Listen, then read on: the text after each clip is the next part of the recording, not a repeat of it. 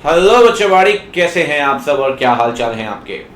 तो भाई ये हम लेकर आए हैं सेशन जिसमें हम डिस्कस करने वाले हैं सारे के सारे एमसीक्यूज और साथ में केस सिनेरियोज।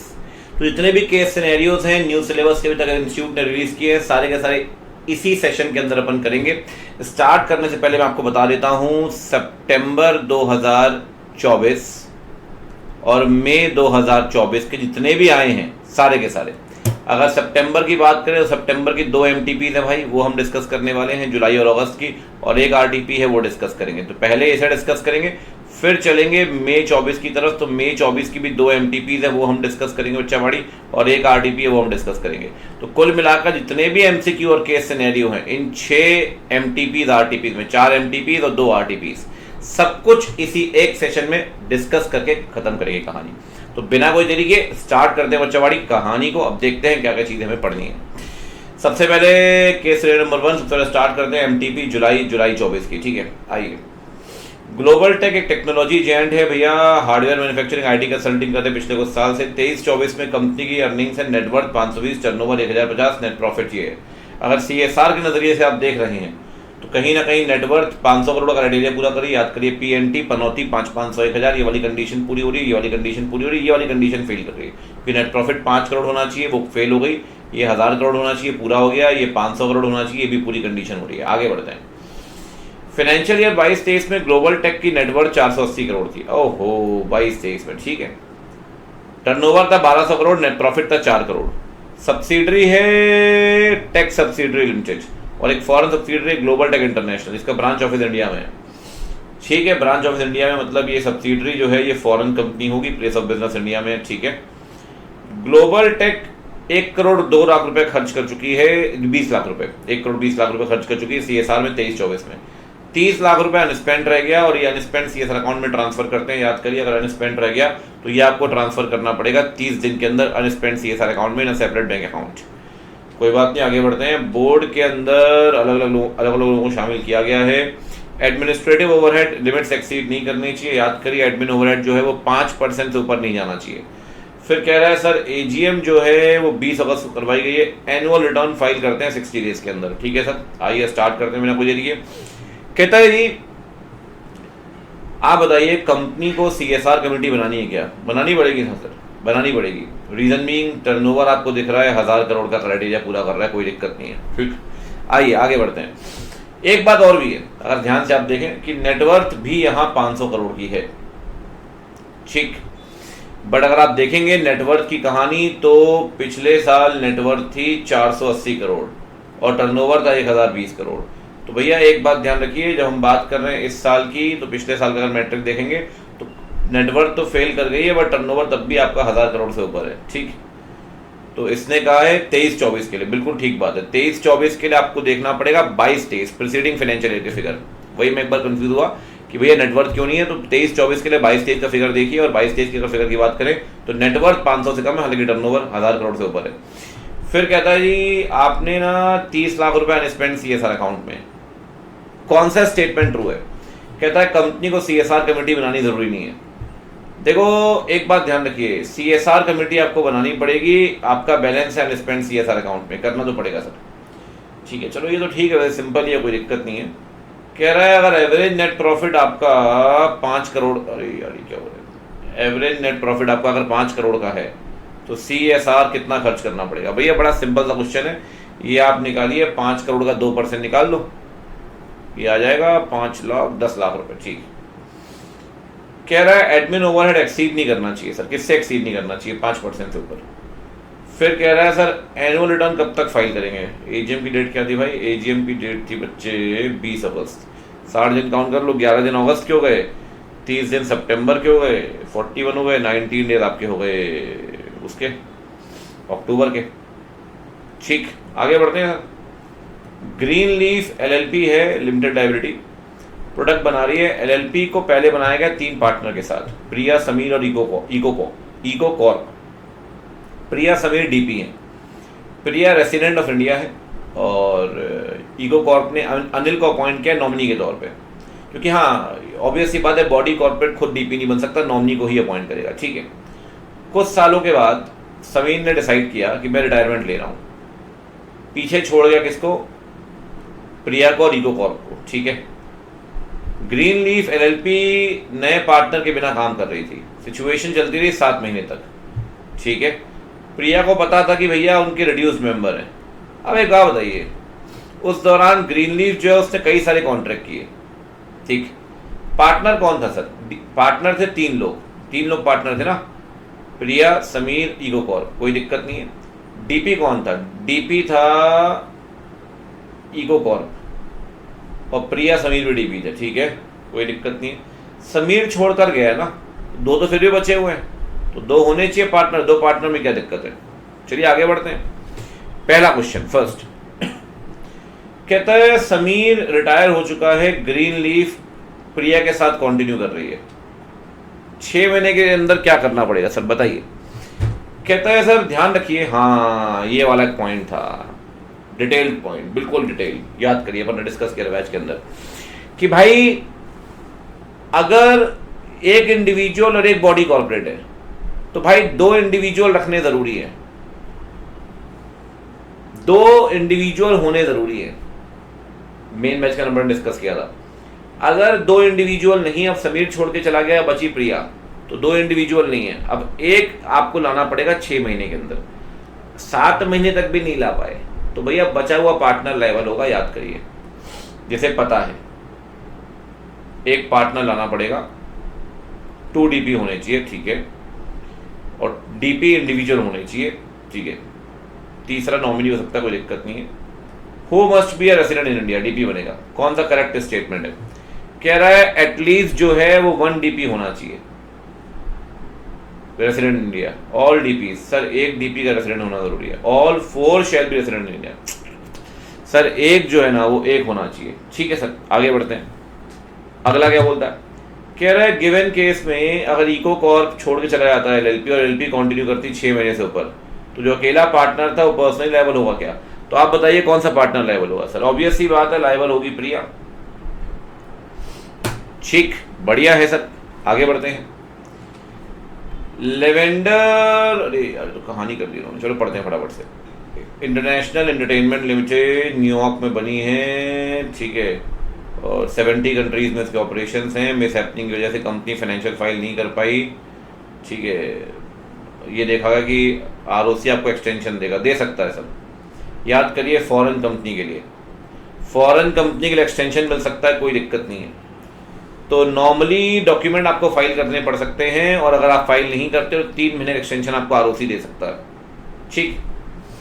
तो क्या कह रहा है? कह रहा है फाइलिंग जो है वो फाइलिंग करनी पड़ेगी 1 महीना, 2 महीना, 3 महीना, 6 महीना, 3 महीने के अंदर फाइलिंग करो, कोई दिक्कत नहीं, ठीक। कहता है बोर्ड जो है 5% कमीशन देना चाहता है, जबकि आर्टिकल में 3% लिखा है। भैया आर्टिकल लोअर रेट बता सकता है, रेट बढ़ा नहीं सकता। अगर आर्टिकल में लोअर रेट दिया है तो आर्टिकल का रेट ही मानेंगे, तो 3%, ठीक। तीसरा केस सिनेरियो, अमित एक इंडियन रेसिडेंट है, वो कह रहा है हायर स्टडीज करनी है स्विट्जरलैंड में, 15 जुलाई को छोड़ के गया। अमित का रेसिडेंशियल स्टेटस फेमा के अंदर, भाई पढ़ने के लिए गया है ना, याद करिए, पढ़ने के लिए अगर गया है, कब गया है? 15 जुलाई को। तो भैया जैसे ही छोड़ के जाएगा, आरबीआई का सर्कुलर है 2002 वाला, हम इसे PROI मान लेंगे। एजुकेशन के लिए जाएगा तो PROI मान लेंगे, ठीक है। आप बताइए अमित को 25,000 एनुअली चाहिए ट्यूशन फीस के लिए, 2.5 लाख की लिमिट है, या जो एजुकेशन इंस्टीट्यूशन बताएगा विचएवर इज हायर, 30,000 चाहिए इंसिडेंटल एक्सपेंसेस, टोटल आ गया 55,000। सर 2.5 लाख तक की कोई दिक्कत नहीं है, ठीक है। आप बताइए पहली बात रेसिडेंशियल स्टेटस क्या होगा? भैया जिस दिन छोड़ के वो निकलेगा ना यहाँ से, जिस दिन छोड़ के वो निकलेगा उस दिन वो बन जाएगा PROI। यार ये क्या है, RI NRI लिख रहे हैं, PROI लिखना चाहिए यार, सही नहीं है यार, मतलब ये तो बाकी इनकी इच्छा। 23-24 में क्या होगा? भैया ऑब्वियस सी बात है, एक बात ध्यान रखिए, 23-24 में भी आप PROI रहोगे। अपने को पिछले साल नहीं देखा ना, जिस मोमेंट को इंडिया छोड़ के जाएगा उस मोमेंट वो PROI बन जाएगा। अब तो इंडिया से बाहर ही रह रहा है।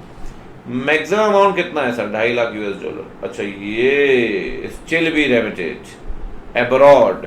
भैया अगर स्टिल बी रेमिटेड की बात करें तो कहता है हाँ यहाँ पे 25,000 ट्यूशन फीस पर फाइनेंशियल ईयर। LRS के अंदर अच्छा दोनों को जोड़ दिया उन्होंने लगता है, तो 5 लाख माना हुआ, वैसे 2.5 लाख US डॉलर आता है, बट ठीक है चलो कोई बात नहीं, best suitable option.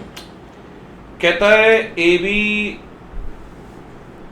5 lakh, 1 minute रुक जाओ जरा, दोनों को जोड़ेंगे अगर, पहले 2.5 लाख निकालो, 2.5 लाख में से अपन माइनस करते हैं 55,000, 55,000 अपन ले सकते हैं। कह रहा और कितना ले पाओगे स्टिल, हाँ ठीक ठीक ठीक ठीक, 195, अब ठीक है।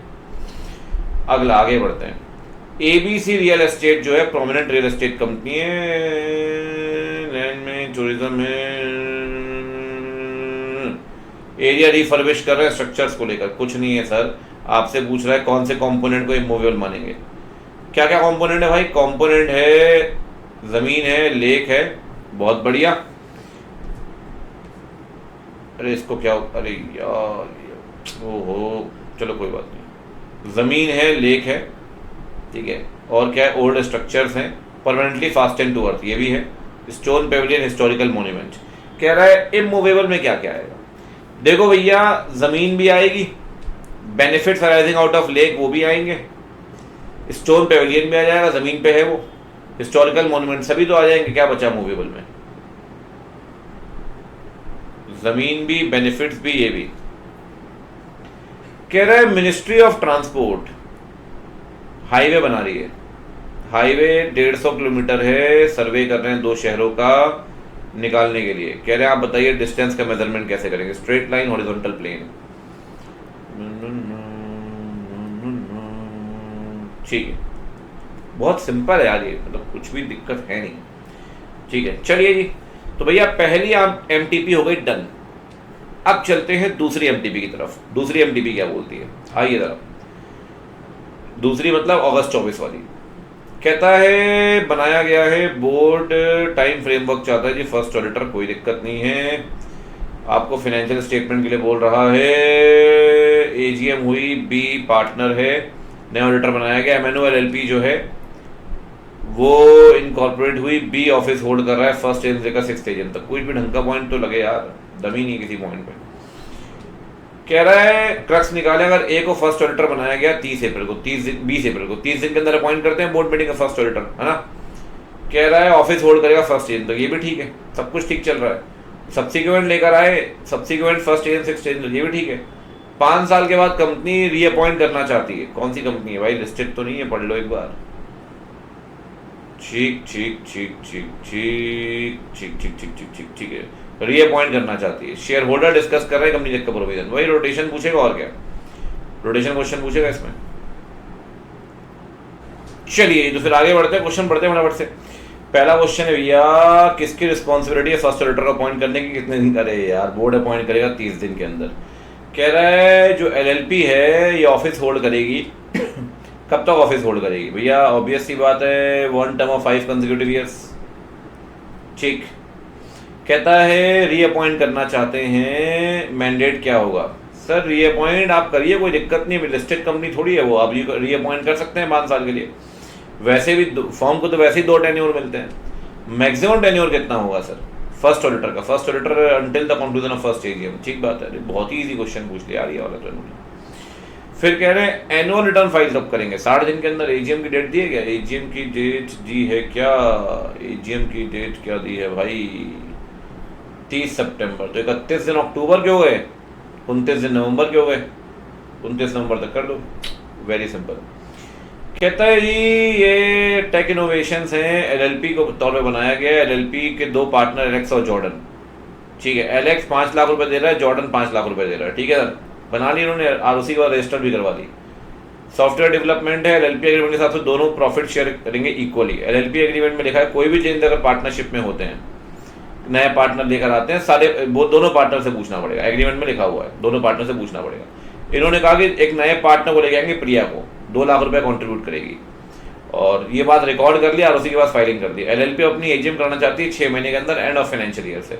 तो फाइनेंशियल एंड कब होता है, 31 मार्च को। डेफिनेशन है सर फाइनेंशियल ईयर की, 31 मार्च को एंड होगा। 2 क्वेश्चन पूछ रहे हैं, कि एजीएम कब तक करवाएंगे, फाइनेंशियल ईयर एंड होने के 6 महीने मतलब 30 सितंबर तक। कुछ ज़्यादा इजी नहीं पूछ रहा है वाला।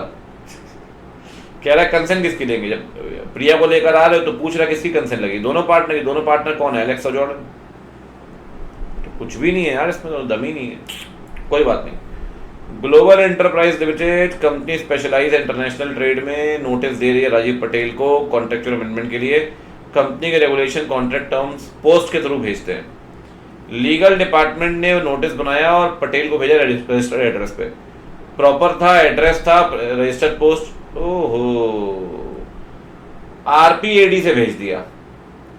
अरे जब आपका लॉ कह रहा है आरपीएडी, तो आरपीएडी से भेजिए, कोई दिक्कत नहीं है। लेकिन एक बात ध्यान रखिए, अगर आपका लॉ कुछ ना बोले तो जीसीएक्स से भेजते हैं। अगर आपका लॉ आरपीएडी बोल रहा है तो आरपीएडी से आप भेज दो। अगर आपका लॉ बोलता है तब हाईएस्ट लेवल ऑफ कंफर्मेशन नहीं, अगर आपका लॉ बोलता है तब। United commercial bank versus Bhimsen Makhija, अगर आपका लॉ बोलेगा तब। अगर लॉ कुछ ना बोले तो फिर रजिस्टर्ड पोस्ट या ऑर्डिनरी पोस्ट, दो ही अलाउड है। खैर कोई बात नहीं, नोटिस ये रिटर्न कर दिया गया कि भैया not claim bye Patel, sir delivery मानेंगे जगदीश सिंह वर्सेस नत्थू सिंह। अगर रिफ्यूजल आ गया तब भी डिलीवरी मानेंगे। लीगल जो एडवाइजर हैं इन्होंने पुराने केसेस को रेफर किया। अच्छा, केस पूछ रहे हैं ये तो। United commercial bank versus Bhimsen Makhija, ठीक है। जगदीश वर्सेस नत्थू सिंह, बंदा गुलाटी वर्सेस गुरमीत सिंह, ठीक है। चलो ये सारे केसेस आपने पढ़े हुए, क्वेश्चन पढ़ते हैं जरा। कह रहा है 27 के अंदर तीनों कंडीशन पूरी होनी जरूरी है। Properly address, prepaid registered post. Properly address, prepaid registered post, ठीक है। कह रहा है भीमसेन माखीजा वाले केस में प्रिजम्पशन क्या है। प्रिजम्पशन ये है भैया कि नोटिस जो आपको भेजना है वो आप भेजिए आरपीएडी से, अगर आपका लॉ बोलेगा।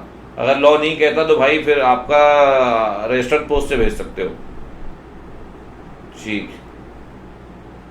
लेकिन आपका लॉ बोल रहा है तो आरपीएडी ही मानिए, रजिस्टर्ड पोस्ट से नहीं भेज सकते आप। जगदीश सिंह वर्सेस नत्थू सिंह कहता है अगर रिफ्यूजल किया गया तो मानेंगे कि भैया सर्व हो चुका है वो, ठीक। डन हो गई। ये हो गई भाई आपकी एमटीपी अगस्त 24 की। इसमें कुछ 5 डायरेक्ट एमसीक्यूज भी हैं। चलिए अब उसकी तरफ चलते हैं। ये मैं आपको कराता हूँ भैया सीधे सीधे स्टडी मैट से ही, कहानी ही खत्म। मतलब जो इंस्टीट्यूट की बुकलेट है उससे ही कराते हैं, ठीक है। 10 तक अपन कर चुके थे। XYZ लिमिटेड मैन्युफैक्चरिंग कंपनी है, लोन लिया है एबीसी बैंक से, चार्ज क्रिएट किया है 1 जनवरी को, सारा लोन रीपे कर दिया। सेक्शन 82 के अंदर भैया इंटीमेट करना पड़ेगा, बिल्कुल करना पड़ेगा CHG 4 में 30 दिन के अंदर। कंपनी सबमिट नहीं कर पाई सर 15 जून तक। इसके लिए एडवांटेज हो गया भैया 30 दिन के अंदर करिए, 82 के अंदर सेटिस्फेक्शन ऑफ चार्ज की रिपोर्टिंग नहीं कर पाए तो 300 दिन हो जाएगा, ठीक। एडिशनल फीस देकर एक्सटेंशन है 300 दिन, वही बात है। आगे कह रहा है एडिशनल फीस है 5000। कंपनी का compliance officer total fees calculate करना चाहता है। आप बताओ भैया, बड़ी सीधा सा क्वेश्चन है आपसे, कितने डेज लेट है सबमिट करने में और एडिशनल फीस क्या लगेगी। कह रहा है एडिशनल फीस जो है वो 5000 रुपये। तो भैया लेट बता दो ज़रा कितना लगेगा। लेट कितना है भैया, फाइलिंग करनी थी कब, सेटिस्फेक्शन कब हो रहा है। सेटिस्फेक्शन हो रहा है 1 अप्रैल को, तो 1 अप्रैल के हिसाब से अपने को फाइलिंग करनी थी 29 दिन, 1 मई तक, ठीक। अब 1 मई तक अगर फाइलिंग करनी है और आपको एहसास क्या हो रहा है 15 जून को कि भैया फाइलिंग तो की नहीं है, आगे कुछ और दिया हुआ है क्या। तो कह रहा है आप बताओ कितने how many days was late in submitting the intimation and war additional fees. यार एक बात बताओ जरा मुझे, ये तो 1 अप्रैल को लोन रीपे किया है, 30 दिन के अंदर करनी है, 15 जून को आपने सबमिट नहीं किया, तो ये थोड़ी लिखा है सबमिट कब कर रहे हैं, ये तो लिखा ही नहीं है आपने। चलो फिर भी कोई बात नहीं। तो लेट कितने दिन है, लेट है भाई 1 मई था, 30 दिन मई के, 15 दिन जून के, ये 30 दिन नहीं, हाँ 30 दिन मई के, 15 जून के, 45 दिन। मैं गारंटी बोल रहा हूँ इन्होंने 31 दिन और ले लिए होंगे, अप्रैल वाले लेने नहीं चाहिए थे भाई। लेट तो तब मानेंगे ना जब 30 दिन पूरे हो जाएंगे, 30 दिन के बाद तो कैसे बनेगी बात। ये कहेंगे भाई 76 दिन, मैं बता रहा हूँ ना आपको। लेट तो 30 दिन के बाद होगा ना यार, 30 दिन से पहले लेट कैसे हो जाएगा? 30 दिन का समय तो आपने सरकार ने खुद दिया फाइलिंग करने के लिए, तो लेट तो फिर 30 के बाद लगेगा। कोई बात नहीं। Athlete Rajiv Sharma professional tennis player है, रिमार्केबल सक्सेस मिली है इंटरनेशनल टूर्नामेंट में पेरिस के अंदर, प्राइज मिली है 1.5 लाख $। एक्साइटेड है विनिंग को लेकर, अपना पैसा देना चाहता है फ्यूचर टूर्नामेंट के लिए। 1.5 लाख रुपए फ्रांस से लाना चाहता है, अपने ट्रेनिंग के लिए रेमिट करना चाहता है, लेकिन जाने से पहले वो इंश्योर कर रहा है कि फेमा का कंप्लायंस हो जाए। प्राइज मनी का पैसा आप लाना चाहते हैं सर, ठीक है। इंडिविजुअल जो अदर इंटरनेशनल बॉडीज हैं उनको गाइडलाइन माननी पड़ती है $1 लाख की। राजीव वॉज अवेयर की लिमिट से एक्सीड कर गया है। आप बताइए सर, अगर 1 लाख से ऊपर जाना चाहता है तो उस केस में क्या करेगा वो? देखो भैया, प्राइज मनी का पैसा है ना, रेमिट करना है आपको, और 1 लाख से ऊपर जा रहा है ना तो इंटरनेशनल लेवल बॉडी से मिला ना स्टेट लेवल से, कहीं से तो मिला नहीं आपको, तो पूछ लो फिर HRD मिनिस्ट्री से, education and culture, youth and affairs, sorry department of youth and affairs, ठीक है, HRD मिनिस्ट्री से पूछ लो आप, ठीक है। प्राइज मनी हो चाहे कल्चरल टूर हो, पूछना तो उसी से पड़ता है। काइड sports academy private coaching club है, कोचिंग दे रही है, कोच कर रही है स्पोर्ट्स एस्पायरेंट को pan India sports event across the country. 2022 में 25 साल हो गए टूर्नामेंट करा रहे हैं सर, T20 की जैसा, ठीक है, लैंकशायर इंग्लैंड में 1 अप्रैल में। प्राइज मनी जो है फिक्स किया गया 40,000, रनर अप के लिए 11,000। आप बताइए करेक्ट ऑप्शन क्या होगा अगर रेमिटेंसेस करते हैं 51,000 रुपये? देखो भैया, 51,000 तक तो समस्या ही नहीं है ना सर, क्योंकि $1 लाख तक प्राइस मनी रेमिट कर ही सकते हैं आप। तो कह रहा है परमिशन लेनी पड़ेगी, कह रहा है परमिशन RBI लेनी पड़ेगी, कह रहा है not required to obtain permission on authority, remittance ले सकता है।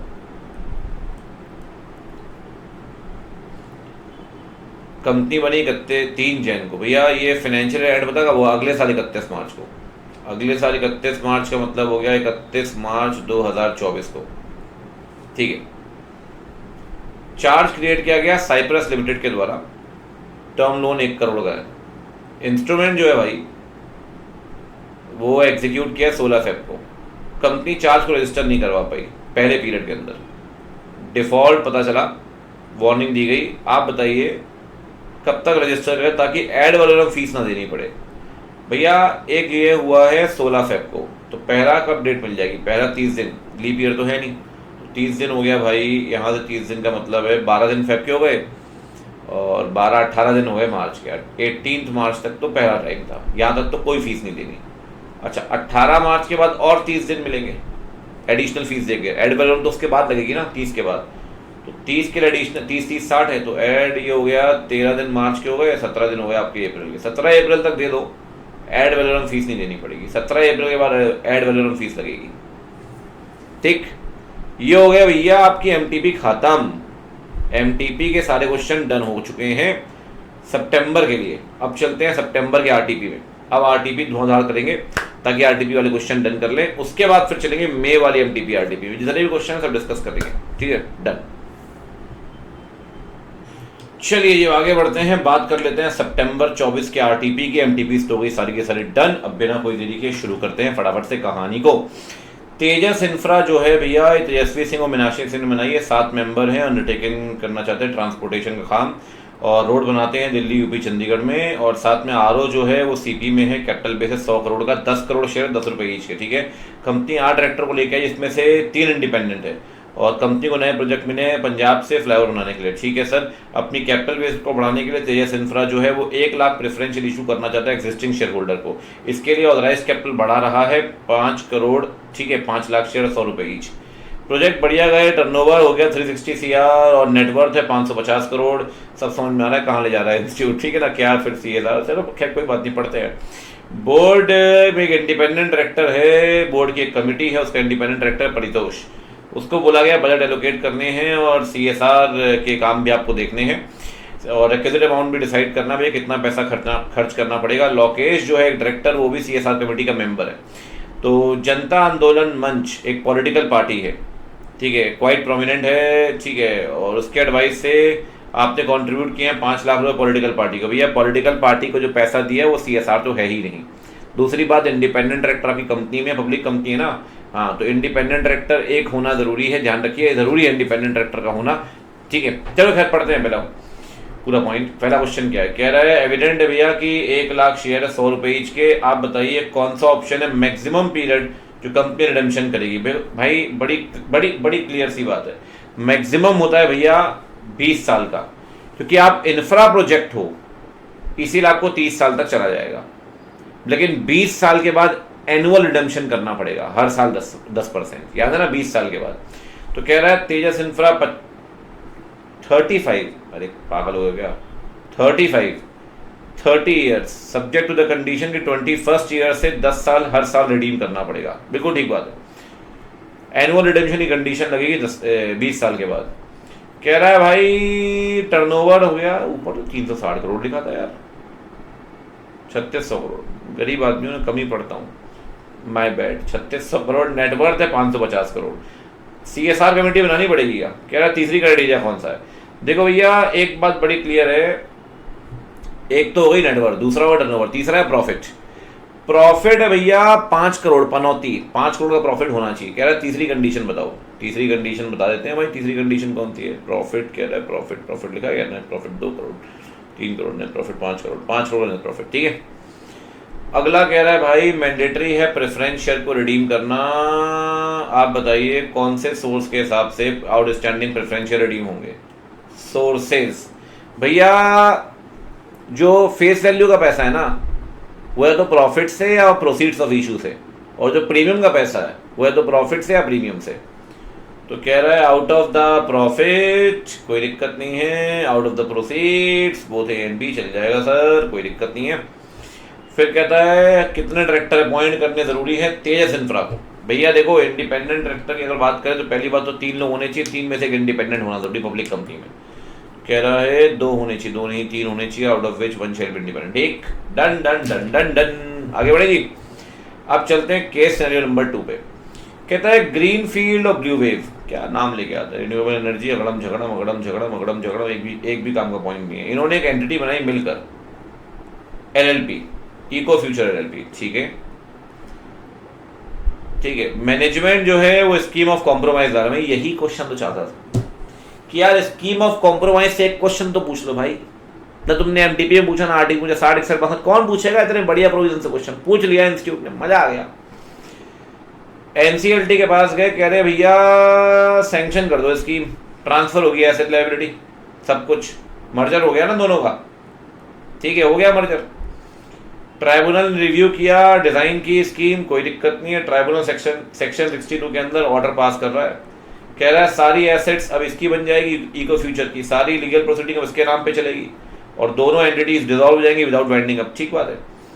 जो पार्टनर है ना ग्रीन फील्ड के, वो फेवर में नहीं है सर, उन्होंने मना किया कॉम्प्रोमाइज नहीं होना चाहिए, और जब ऑर्डर पास किया तो सर्टिफाइड कॉपी रजिस्ट्रार के पास फाइल की 30 दिन के अंदर, किसी कारण से फाइलिंग नहीं हो पाई टाइम के अंदर। अब आप बताइए पेनल्टीज वगैरह। चलो आइए पढ़ते हैं क्वेश्चन क्या पूछ रहा है। मेन पर्पस क्या है सर स्कीम का?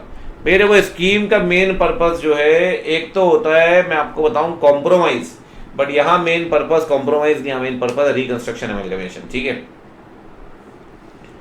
कहता है ट्राइब्यूनल सैंक्शन करेगा 60 के अंदर, व्हाट अथॉरिटी?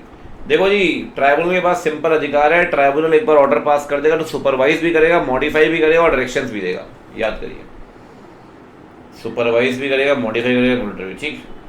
कह रहा है पेनाल्टी कौन सी लगेगी अगर फेल करेगा 30 दिन वाली रिक्वायरमेंट को? पेनाल्टी लगेगी भैया 10,000 रुपए की plus additional penalty without any contravention, ठीक ठीक है सर, बढ़िया।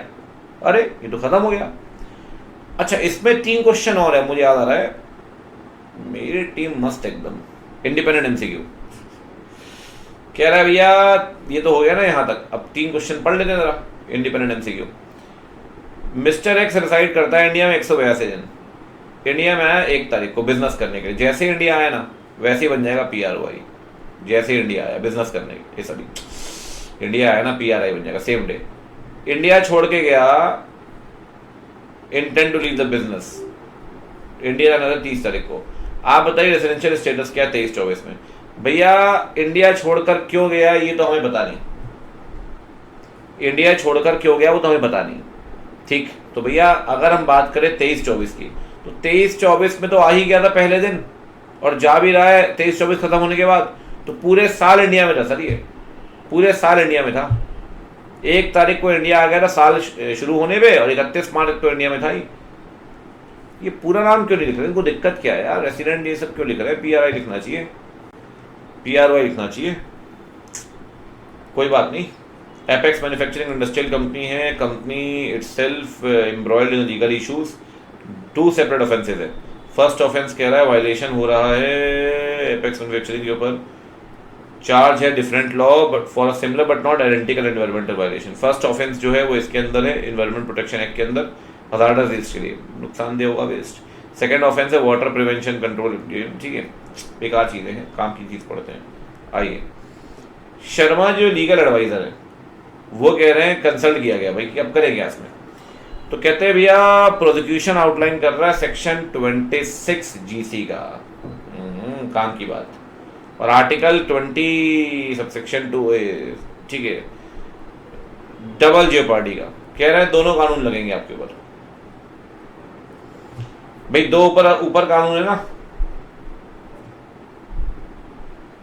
2 कानून दिए गए, एक कौन सा दिया गया? एनवायरमेंट प्रोटेक्शन एक्ट, दूसरा कौन सा दिया गया? Water prevention and control pollution act. अब आप बोलोगे 2 अपराधों की सजा एक बार मिलती है। पूरा डिटेल में मेन बैच के अंदर समझाया था कि बेटा अगर चले गए आप किसी के घर डकैती की, घूसे मारे हैं, तो ट्रेसपासिंग की अलग धारा लगेगी, पीटने की अलग धारा लगेगी, डकैती की अलग धारा लगेगी। 2 अलग अलग अपराध है सर, 2 अलग अलग अपराध की अलग अलग धाराएं लगती हैं, वहाँ ये सेक्शन नहीं लगता। और ऊपर पढ़िए तो क्या लिखा है, कह रहा है चार्ज हुआ डिफरेंट लॉ के अंदर बट सिमिलर नहीं, आइडेंटिकल एनवायरमेंट वायलेशन के लिए। कह रहा है सिमिलर तो बट आइडेंटिकल वायलेशन नहीं है। यहाँ 2 अलग अलग वायलेशन हुए हैं सर, 2 अलग वायलेशन में 2 अलग कानून लगे हैं। तो यहाँ सेक्शन 27 मत लगा, अब वो मत लगा देना यहाँ पे GC एक्ट का सेक्शन 26। कह रहा है आप बताइए, वो कह रहा है डबल जेओपार्डी नहीं होनी चाहिए, नॉट वैलिड, स्पेसिफिक एक्शन और वायलेशन अलग अलग है। ठीक बात है, बड़ी राइट। वाह यार, बढ़िया क्वेश्चन बनाया इंस्टीट्यूट ने वैसे, एक बात है, मतलब एकदम तह पे जाके क्वेश्चन पूछा है कि भैया ढंग से बड़ा तो बन जाए, कोई दिक्कत नहीं। रीगल टेक्सटाइल फैब्रिक मैन्युफैक्चरिंग कंपनियां ऑपरेट कर रही है टेक्सटाइल रेगुलेशन एक्ट के अंदर पिछले कुछ सालों से। वेरियस प्रोविजंस जो है इंटरप्रिटेशन कर रही है कंपनी इंडस्ट्री एट लार्ज। एक प्रोविजन कहता है सस्टेनेबल प्रैक्टिसेस। सस्टेनेबल प्रैक्टिसेस का मतलब है use of organic materials, recycling waste product. अरे यार कितना टाइम खराब कर रही है। New regulatory body sustainable practices के लिए वो कह रही है भैया आपको कार्बन न्यूट्रल प्रोसेस फॉलो करनी पड़ेगी, नॉन ऑर्गेनिक रिसाइकल मटेरियल इस्तेमाल नहीं करेंगे आप। इंटरप्रिटेशन से कंफ्यूजन हो रहा है सर पोटेंशियल कंप्लायंस इशू को लेकर, आप बताइए। Long standing interpretation sustainable practices का कह रहे हैं पुराना जिस तरीके से मानते आ रहे हैं उस तरीके से ही मानेंगे।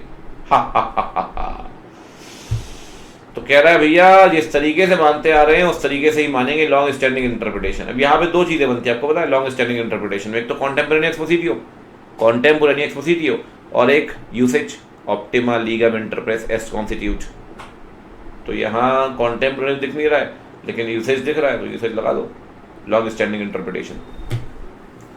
ठीक है जी, ये हो गई आपके एमटीबी के एमसीक्यू डन। ठीक है, तो भैया सितंबर के सारे हो चुके हैं डन। अब चलते हैं मई की तरफ। अब मई के दोनों एमटीपी और आरटीपी डिस्कस करेंगे। ठीक है, डन।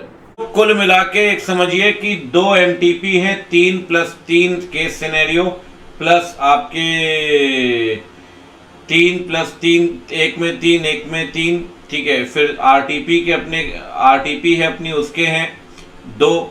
तो बच्चा पार्टी 3 केस सिनेरियो तो 1 एमटीपी में है, फिर 3 दूसरी एमटीपी में है और 2 आपके आरटीपी में है। मतलब भैया झमाझम तरीके से आप कह सकते हैं 8 केस सिनेरियो आज खत्म करेंगे। इस बार के नए केस सिनेरियो करवा रहा हूं आज, नए केस सिनेरियो एमटीपी मार्च 24, अप्रैल 24 और आरटीपी।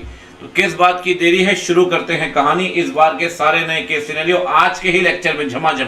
तो भैया केस सिनेरियो जितने भी हैं वो सारे करवा देंगे, कहीं कोई दिक्कत नहीं है। और आप पढ़ेंगे तो आपको समझ में आएगा केस सिनेरियो से बेहतर रिवीजन किसी का नहीं हो सकता। ठीक है, एक तरफ से फटाफट से चलते हैं। ठीक है, आइए। सिल्वर प्राइवेट लिमिटेड को बनाया गया 2016 में, आरओ है गुड़गांव में भैया, बनाया गया है। ऑथराइज्ड कैपिटल 10 करोड़ है, कोई दिक्कत नहीं है। Paid up share capital 50 lakh है, 5 लाख शेयर है। कंपनी बना रही है रबर पार्ट्स। राज और पवन डायरेक्टर है, सिद्धार्थ राज का बेटा है। राज का बेटा मतलब डायरेक्टर का रिलेटिव 50 लाख रुपए दे रहा है, इंटरेस्ट 8% के लिए, और लोन जो है वो रीपेमेंट होगा 36 महीने के बाद। अब एक बात बताइए, अगर डायरेक्टर का रिलेटिव पैसा देगा प्राइवेट कंपनी को, डिपॉजिट मानेंगे? प्राइवेट कंपनी में डायरेक्टर का रिलेटिव पैसे देगा, डिपॉजिट मानेंगे? डिपॉजिट नहीं मानेंगे, सब्जेक्ट टू द कंडीशन। ध्यान रखिए कि वो डिक्लेरेशन देगा, जो पैसा वो आपको दे रहा है वो पैसा उसने कहीं और से लोन या डिपॉजिट के तौर पे नहीं उठाया, रिटर्न डिक्लेरेशन देना पड़ेगा। ठीक है, आगे बढ़ते हैं। कह रहे 60 लाख का डिपॉजिट ले रहे हैं मेंबर से, कहीं कोई दिक्कत नहीं है। कह रहे भैया 50 लाख रुपए आपकी पेड अप कैपिटल है, 20 लाख का फ्री रिजर्व है, 10 लाख सिक्योरिटी प्रीमियम। वैसे भी अगर देखिए तो 50, 20, 70, 10, 80 लाख रुपए तो हो ही जाता है।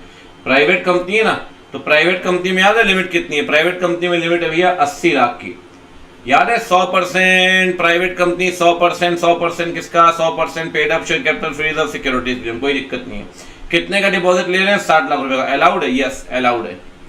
आगे बढ़ते हैं। कह रहे भैया डिपॉजिट एक्सेप्ट कर रहे हैं, कंपनी ने कोई डिफॉल्ट नहीं किया। ठीक है, डिफॉल्ट नहीं किया भी होता तो ठीक करके 5 साल कंप्लीट कर लेते तो कोई दिक्कत नहीं थी। कंपनी सेक्रेटरी बोर्ड को कह रहा है भैया उनको इंटरनल ऑडिटर अपॉइंट करना पड़ेगा। भैया इंटरनल प्राइवेट कंपनी में पता है आपको 2 लिमिट है, पब्लिक में तो डीपीएलटी 25, 50, 100, 200, पब्लिक कंपनी में, प्राइवेट कंपनी में एलटी की लिमिट है। लोन या तो 100 करोड़ का होगा तब इंटरनल अपॉइंट करेंगे, या तो टर्नओवर 200 करोड़ का तब अपॉइंट करेंगे। भैया लोन दिख रहा है क्या 100 करोड़ का? ना।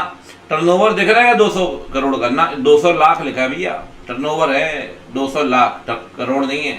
तो इंटरनल अपॉइंट करना जरूरी है क्या? नो। कंपनी को पैसा चाहिए, कंपनी के लिए कैपिटल रिक्वायरमेंट। कंपनी बैंक के पास गई, 65 लाख का लोन मांग रही है। बैंक ने बोला सिक्योरिटी में क्या रखोगे? कह रहे हैं सिक्योरिटी में हम डायरेक्टर की पर्सनल गारंटी दे रहे हैं। अब एक बात बताइए, डायरेक्टर की पर्सनल गारंटी को एसेट मानेंगे क्या? डायरेक्टर की पर्सनल गारंटी एसेट नहीं होती। अगर एसेट नहीं होती तो ध्यान रखना, भले ही आपने लोन लिया हुआ, इसे चार्ज क्रिएट नहीं होगा। चार्ज क्रिएट क्यों नहीं होगा? चार्ज क्रिएट होता है बेटा, ध्यान रखिए बच्चा पार्टी, चार्ज तब क्रिएट होगा जब एसेट को रखोगे। एसेट नहीं रखी गिरवी के तौर पर, डायरेक्टर की पर्सनल गारंटी है तो चार्ज क्रिएट नहीं होगा, और चार्ज क्रिएट नहीं होगा तो वहां रजिस्ट्रेशन नहीं करवाना। आइए, एक तरफ से कह रहा है जो लोन सिद्धार्थ ने दिया है, मतलब डायरेक्टर के रिलेटिव ने, उसे डिपॉजिट मानेंगे? कह रहा है डिपॉजिट मानेंगे, डिपॉजिट मानेंगे, डिपॉजिट नहीं मानेंगे, डिपॉजिट नहीं मानेंगे। अगर सिद्धार्थ ने रिटर्न डिक्लेरेशन दिया होता, जो पैसा वो आपको दे रहा है वो पैसा उसने कहीं और से लोन या डिपॉजिट के तौर पे नहीं उठाया। आ जाओ बच्चे, कह रहे हैं डिपॉजिट को लेकर कितना डिपॉजिट ले सकते हैं, यहां थोड़ा झाम है। कह रहे हैं प्राइवेट कंपनी डिपॉजिट एक्सेप्ट कर सकती है। अब कह रहा है ये deposit twice the share capital 50 crore which ever is lower. क्या चिपका रहा है इंस्टीट्यूट? ये तो बोरोइंग की लिमिट है प्राइवेट कंपनी के एग्जेम्पशन की। अगर आपको याद हो 2 प्राइवेट कंपनी एग्जेम्प्टेड थी, एक तो स्टार्टअप कंपनी शुरुआती 10 सालों में एग्जेम्प्टेड प्राइवेट कंपनी, दूसरी प्राइवेट कंपनी कौन सी एग्जेम्प्टेड थी? याद करिए, जिसकी borrowing twice the amount of share capital 50 crore which ever lower से कम थी। ये क्या चिपका रहा है इंस्टीट्यूट? यहाँ 100% लगाना चाहिए। कुछ क्वेश्चन में दिक्कत दिखेगी आपको, बताता हुआ चलूंगा जहां दिक्कत है। तो ये सही ऑप्शन है, दिक्कत है जहां दिक्कत है बता रहा हूं, दिक्कत। ठीक, कह रहा है इंटरनल अपॉइंट करना पड़ेगा। बेटा इंटरनल अपॉइंट नहीं करना पड़ेगा, कह रहा है प्राइवेट को अपॉइंट ही नहीं करना पड़ता। वाह, कह रहा है अपॉइंट करना पड़ेगा ना बेटे, कह रहा है अपॉइंट करना पड़ेगा ना बेटे, कह रहा है अपॉइंट नहीं करना पड़ेगा, टर्नओवर लिमिट से कम है, टर्नओवर लिमिट से कम है, इंटरनल अपॉइंट नहीं करेंगे। कह रहे हैं 65 लाख का लोन लिया है डायरेक्टर की पर्सनल गारंटी रख के। कह रहा है चार्ज क्रिएट करना पड़ेगा, चार्ज क्रिएट नहीं करना पड़ेगा क्योंकि आपने लोन जो लिया है वो पर्सनल गारंटी डायरेक्टर से अगेंस्ट लिया है। बेटा चार्ज क्रिएट नहीं करना पड़ेगा क्योंकि आपने एसेट को नहीं रखा बल्कि आपने डायरेक्टर की पर्सनल गारंटी रखवाई है, वहां चार्ज क्रिएट नहीं होगा, आपको चार्ज वहां पे रजिस्टर नहीं कराना। अगला बताइए, मैनेजमेंट कह रही है हम तो भैया स्मॉल कंपनी बनाएंगे। आप बताइए स्मॉल कंपनी बन सकती है? जल्दी से बोलो बच्चा वाली, स्मॉल कंपनी बन सकती है क्या भैया? जल्दी से देखो, 4 करोड़ 40 करोड़, 4 करोड़ 40 करोड़, 4 करोड़ की कैपिटल है, कैपिटल तो 4 करोड़ से कम है, टर्नओवर 40 करोड़ से कम है, टर्नओवर तो हो गया 200 लाख। क्या बात है भैया, 2 करोड़ टर्नओवर है, 50 लाख कैपिटल है, स्मॉल कंपनी बन सकती है। यस, कह रहा है प्रपोजल वैलिड है क्योंकि कोई भी प्राइवेट कंपनी स्मॉल कंपनी बन सकती है। वाह, इनवैलिड है। वाह, वैलिड है क्योंकि paid up capital turnover with in the limit है। बहुत बढ़िया, बहुत बढ़िया। आइए अगला कह रहा है नेटवर्थ 280, ये है 6वां एमसीक्यू, ठीक है ना। Turnover 550, net profit, borrowing. कह रहा है सीएसआर कमेटी बनानी पड़ेगी ना। सीएसआर कमेटी कब बनानी पड़ती है? पनौती 5 करोड़ का प्रॉफिट, 500 करोड़ की नेटवर्थ, 1000 करोड़ का टर्नओवर। पनौती 500, 1000।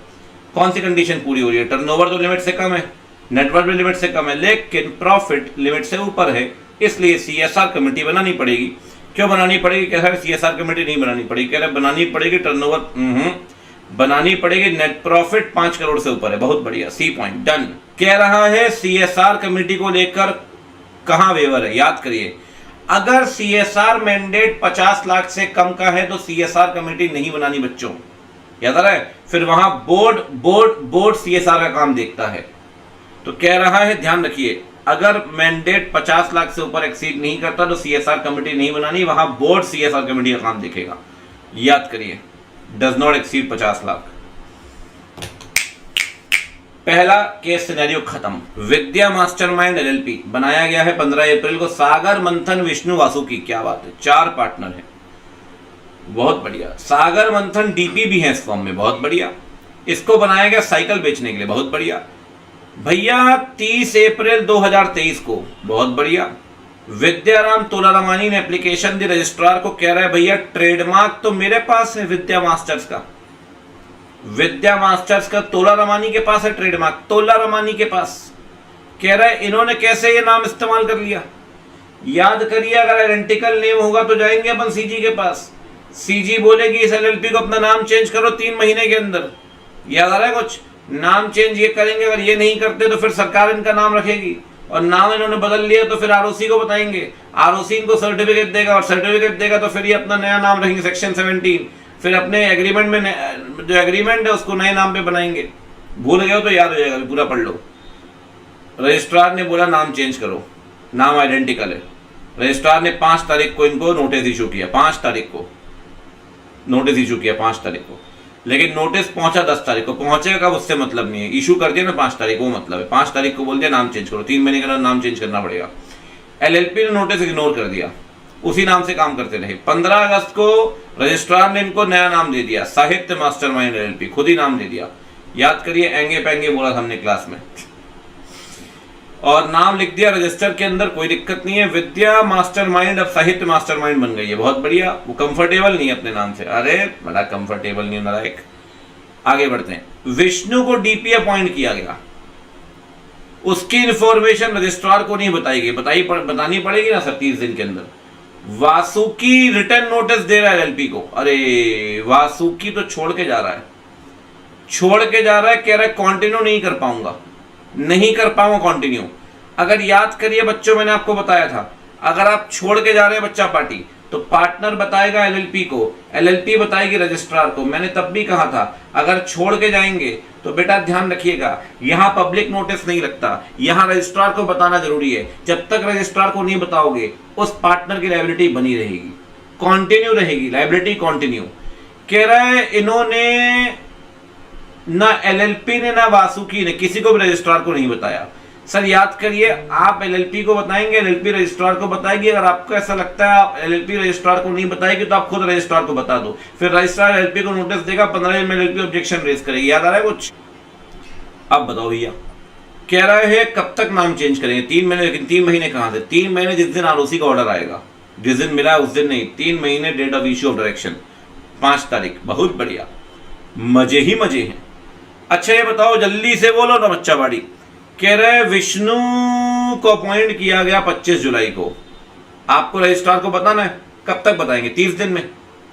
ये 15 दिन, 30 दिन, 1 महीना, 30 दिन, 30 दिन में रजिस्ट्रार को बताइए। कह रहे वासुकी लायबल होगा, रजिस्ट्रार को नहीं बताया। देखो भैया, जब तक रजिस्ट्रार को नहीं बताओगे ना, आपकी लायबिलिटी बनी रहेगी, आपको पार्टनर मानेंगे। यहां पब्लिक नोटिस नहीं लगता, यहां रजिस्ट्रार को बताना जरूरी है। जब तक बताओगे नहीं, लायबिलिटी बनी रहेगी। बताइए। कह रहा है यस, फॉर्मर पार्टनर को पार्टनर ही माना जाएगा जब तक कि नोटिस रजिस्ट्रार को नहीं देंगे। या तो रजिस्ट्रार को खुद दे दे एलएलपी, या दे दे फॉर्मर पार्टनर। झमाझम इंस्टीट्यूट ने क्या किया ना, सारे नए नए केस सिनेरियो बनाए एकदम झमाझम, क्योंकि एलएलपी क्वेश्चन में डाले, फेमा पढ़ोगे, सब पढ़ोगे, सब आएगा। दूसरा केस सिनेरियो निपट गया, बहुत बढ़िया बच्चों। आइए पहले क्वेश्चन पढ़ोगे? अरे कुछ भी पढ़ लो, क्या दिक्कत है, आ जाओ। पहले चलो ये पढ़ लेते हैं। कंपनी बनाई गई 30/6 को, मेन ऑब्जेक्ट है क्लासेस देंगे इंजीनियरिंग वालों को। कोचिंग सेंटर खोला भगवान टॉकीज बाईपास रोड आगरा। कह रहा है प्रीमाइस एक कंपनी के ओन थी, कंपनी ने कमेटी बनाई एम्प्लॉय अपॉइंटमेंट कमेटी, ताकि अच्छे एम्प्लॉयज को रख सके, फैकल्टीज को रख सके। ओहो समाज सेवा। इन्होंने 9 टीचर को रखा, 3 क्लरिकल स्टाफ को, 1 पीएन को। एक्सपेंशन के लिए उन्होंने कहा हम अपनी ब्रांच खोलेंगे आगरा में, बहुत बढ़िया, वहीं भागल। चलो खैर कोई बात नहीं। रिसर्च करने के बाद इन्होंने अपनी ब्रांच खोली भरतपुर में। ओहो, near by city of Agra, Bharatpur 50 kilometre दूर है। अब इनको जगह चाहिए थी भरतपुर में। ये गए मकान मालिक के पास, मकान मालिक का नाम है रघुराम मीना। कह रहे भैया भरतपुर में जगह दे दो। रघुराम मीना ने अपनी जगह दे दी 10 साल के लिए, lease his land for 10 years company को। उस जगह में एक मंदिर भी था, गणपति बप्पा मोरया, गणपति जी का मंदिर भी था। एक बात समझ रहे बेटा? बताओ ये क्वेश्चन कहां ले जा रहा है? जमीन तो इमूवेबल है ही, anything which is permanently attached to, याद करो, लैंड। गणपति जी का मंदिर भी इमूवेबल प्रॉपर्टी है। जय हो। कंपनी क्लास करा रही है जमीन पे, नहीं लैंड पे, क्लासरूम बना रही है। ओहो, दरी बिछा के। काफी सारे लोगों ने कोचिंग ज्वाइन की, टेंपल की इनकम भी आनी शुरू हुई। क्या बात है, चढ़ावा। ओहो, रघुराम मीना कह रहा है मैंने तुम्हें जमीन दी है, मैंने तुम्हें जमीन दी है, टेंपल नहीं दिया। तो टेंपल नहीं दिया तो टेंपल की इनकम मेरी इनकम है, मेरी इनकम वापस करो। चलो चढ़ावा लाओ जल्दी से। एक दिक्कत और आ गई। एम्प्लॉय अपॉइंटमेंट कमेटी ने एक फैकल्टी नितेश गुप्ता को देखा। नितेश गुप्ता बढ़िया नहीं पढ़ा रहा है, वो उसके अपनी ड्यूटी जस्टिफाई नहीं कर रहा है। एम्प्लॉय अपॉइंटमेंट कमेटी कह रही नितेश गुप्ता को हटाना है, टर्मिनेशन का नोटिस भेज दिया। नितेश गुप्ता कह रहे मैं हटूंगा ही नहीं, तुम कैसे हटा लोगे? अच्छा, एक बात ध्यान रखिए बच्चा पार्टी, जीसी एक्ट के अंदर जिसके पास लाने का अधिकार है उसी के पास हटाने का अधिकार है। Power to appoint will include power to suspend or dismiss। अगर एम्प्लॉय अपॉइंटमेंट कमेटी गुप्ता को अपॉइंट कर सकती है तो यही रिमूवल भी कर पाएगी, मतलब गुप्ता जी का रिमूवल वैलिड है। यस, बहुत बढ़िया। आगे बढ़ते हैं। नीतीश गुप्ता को नोटिस भेजा, नीतीश गुप्ता वापस कर रहा है, पोस्टमैन वापस कर दिया ना बेटा, डिलीवरी मानेंगे, याद करिए। Jagdish Singh versus Nathu Singh, Jagdish Singh versus Nathu Singh. Endorsement और refusal will be considered as delivery, section 27 GC act. 2 महीने के बाद नीतीश गुप्ता ने केस फाइल कर दिया कंपनी पर। कह रहा है मेरी सैलरी दो, बढ़िया है। कह रहे मुझे टर्मिनेट किया गया 2 कारणों से। कह रहे एम्प्लॉय अपॉइंटमेंट कमेटी को बनाया गया सिर्फ एम्प्लॉय को अपॉइंट करने के लिए, उनके पास टर्मिनेशन का अधिकार नहीं है ना बेटा, जो लाएगा वही हटाएगा। नीतीश गुप्ता कह रहे जब मैंने नोटिस मना कर दिया तो कैसे हटा दिया आपने मुझे? अरे बेटा नोटिस वैलिड है। आप बताइए। रघुराम मीना कह रहे मेरा टेंपल का चढ़ावा वापस करो, जल्दी बताओ भैया, आप बताइए। क्या रघुराम मीना अपने पैसे मांग सकता है? कह रहा है मांग सकता है, नहीं मांग सकता। कह रहा है मांग सकता है, कह रहा नहीं मांग सकता, नहीं मांग सकता। इमूवेबल प्रॉपर्टी में लैंड भी आएगा, benefits to arise of land, out of land भी आएगा, things attach to earth, earth earth earth earth, things attach to earth. तो भैया ध्यान रखिए। और बेनिफिट्स, जो चढ़ावा आ रहा है बेनिफिट्स हो गए वो, तो भैया इमूवेबल प्रॉपर्टी में वो भी आएगा। तो जो कंपनी को आपने जमीन दी है, मंदिर भी मानेंगे आपने ही दिया है, और चढ़ावा भी उस कंपनी का ही होगा, मतलब टेनेंट का। क्या बात है। क्या ईएसी टर्मिनेट कर सकती है गुप्ता जी को? जो लाएगा वही हटाएगा। यस, बिकॉज सेक्शन 16 कह रहा है power to appoint to include power to suspend और डिसमिस। क्या बात है।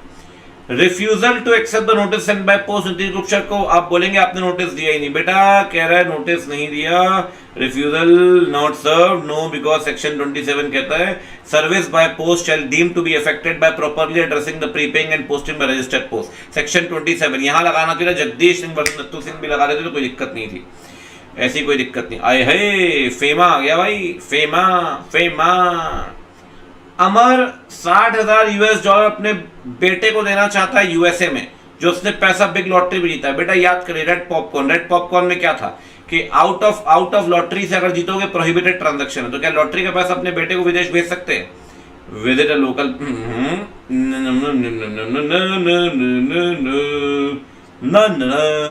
अगला क्या बोल रहा है वाला? प्रखर इंडियन रेसिडेंट है, वो फॉरेन एक्सचेंज चाहता है, गिफ्ट देना चाहता है 50,000। दे दो भैया। गिफ्ट कैसा ट्रांजैक्शन है? गिफ्ट है भैया करंट अकाउंट ट्रांजैक्शन। याद करिए छीछी को दिया था हमारे प्यारे प्यारे नकुल सर ने चाइना जाकर। कह रहा है फ्रीली रिमिट कर सकते हैं क्योंकि gift remittance 2.5 lakh US dollar से कम है। बहुत बढ़िया। कैसा लग रहा है बच्चों? मजे आ रहे हैं जीवन के? अरे भाई एक एमटीपी निपट भी गई। और लाला ये क्या हो गया? ये तो हो गया एक एमटीपी निपट गई, 15 MCQ done, 3 case scenario done. इस क्वेश्चन में कुछ झगड़े मिलेंगे आपको, झगड़े थोड़े हैं यहाँ पे। सीरीज 2 अप्रैल 24 एमटीपी, ठीक है। आइए क्वेश्चन से पढ़ते हैं, मजा आएगा आज। क्वेश्चन से पढ़े, हाँ क्वेश्चन से पढ़े, आओ क्वेश्चन से पढ़ते हैं। कह रहा है कंपनी चार्ज क्रिएट कर सकती है इन द फेवर ऑफ। याद करिए डिपॉजिट में सिर्फ टेंजिबल एसेट होती है, चार्ज में टेंजिबल इंटेंजिबल दोनों होती है, चाहे इंडिया में हो या आउटसाइड इंडिया। वाह सर, ये क्वेश्चन तो बिना पढ़े बन गया। कभी कभी ऐसा भी होता है बेटा, जब बिना केस सिनेरियो पढ़े भी क्वेश्चन हो जाता है। वैसे ऊपर के क्वेश्चन में बनवा देता आपको, लेकिन बनवाए नहीं कि आपकी हालत गलत ना पड़ जाए। लेकिन एग्जाम में कभी कभी ऐसा हो सकता है, आपको लगे टाइम वाइम निकल रहा है तो कोई दिक्कत नहीं, एक बार उल्टा भी चल कर देख लेना। कह रहा है मैक्सिमम रेट क्या होगा इन टर्म में? थोड़ा झगड़ा है यहाँ पे। मैक्सिमम रेट 3 फाइनेंशियल ईयर का, ऑब्वियस सी बात है। कह रहा है 4, 2, 5, 3 फाइनेंशियल ईयर, ठीक है। अगला बताओ। कह रहा है डिविडेंड डिक्लेयर को लेके कौन सा स्टेटमेंट इनकरेक्ट है? अयो इनकरेक्ट। ट्रांसफर करेंगे 5 दिन में, देंगे 30 दिन में। ऊड़ा में पैसा ट्रांसफर करेंगे 10 दिन में, 10 दिन में नहीं करते, 7 दिन में करते हैं। 30 दिन तक अनपेड अनक्लेम्ड अगले 7 दिन में ट्रांसफर करिए बच्चा पार्टी ऊड़ा में, ठीक। CSR जरूर पूछता है घुमा फिरा के।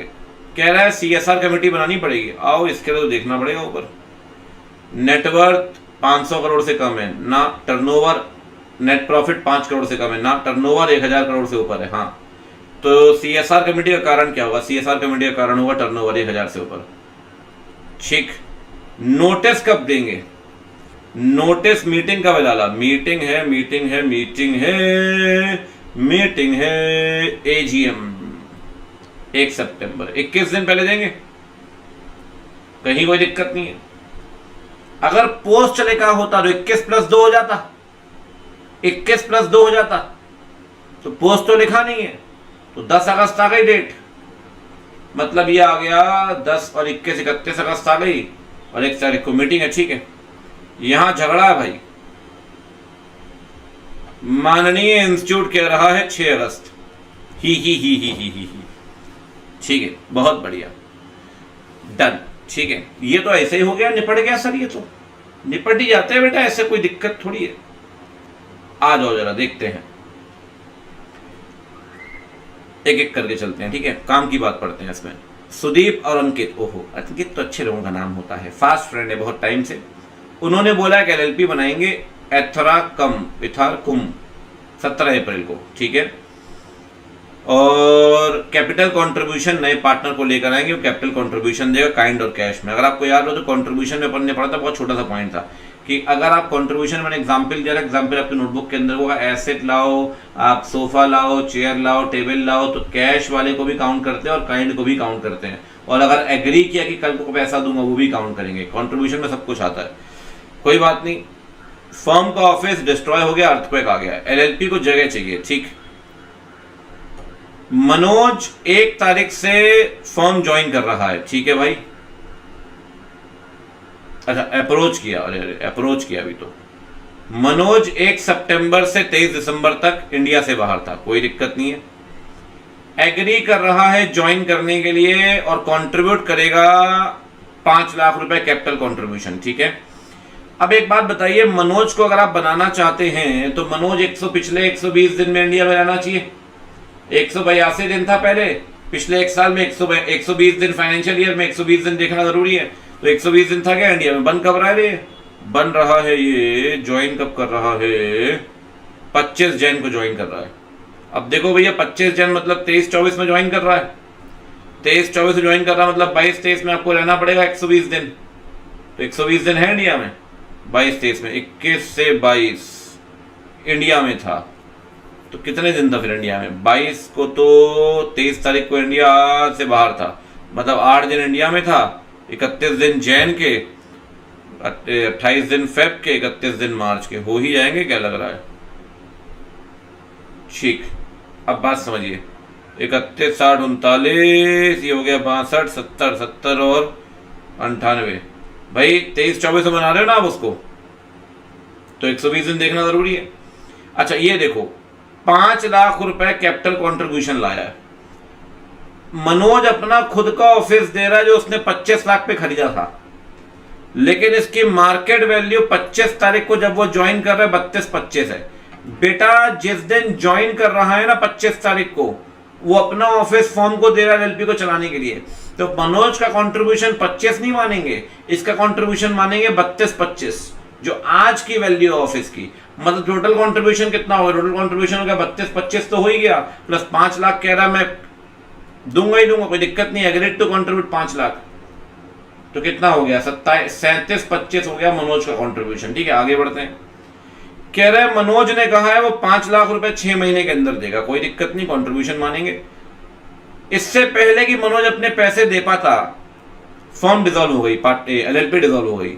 मनोज कह रहा है 5 लाख नहीं दूंगा, देना पड़ेगा बेटा, 5 लाख देना पड़ेगा, अगर एग्री किया ना देना पड़ेगा, देना पड़ेगा, कोई दिक्कत नहीं। आइए, कह रहा है बच्चा पार्टी, फटाफट से बोलिएगा कोई ना कोई दिक्कत के, कि रेसिडेंट मानेंगे। अब रेसिडेंट मानेंगे भैया, तो रेसिडेंट के लिए कब बना रहे आप उसको? आप उसे बना रहे हैं 25 जैन को।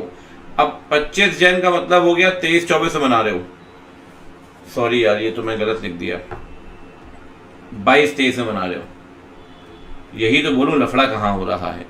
22-23 में बना रहे हो, मतलब 21-22 में 120 दिन, 21-22 में 120 दिन है क्या? 21-22 में 1 सितंबर को इंडिया गया है, तब तो है ही ना, आराम से है। पूरा अप्रैल था, पूरा मई था, पूरा जून था, पूरा जुलाई था, पूरा अगस्त था, तो है 120 दिन, कोई दिक्कत नहीं है। कह रहा है मनोज नहीं बनेगा, नहीं बनेगा, नहीं बनेगा, 120 दिन, ठीक है। आप बताइए कितना कैपिटल कंट्रीब्यूशन है मनोज का? 32-25 प्लस 5 लाख, 37-25। आप बताइए मनोज 5 लाख रुपए देगा? बिल्कुल देना पड़ेगा सर, बिल्कुल बिल्कुल देना पड़ेगा आपको, ठीक है।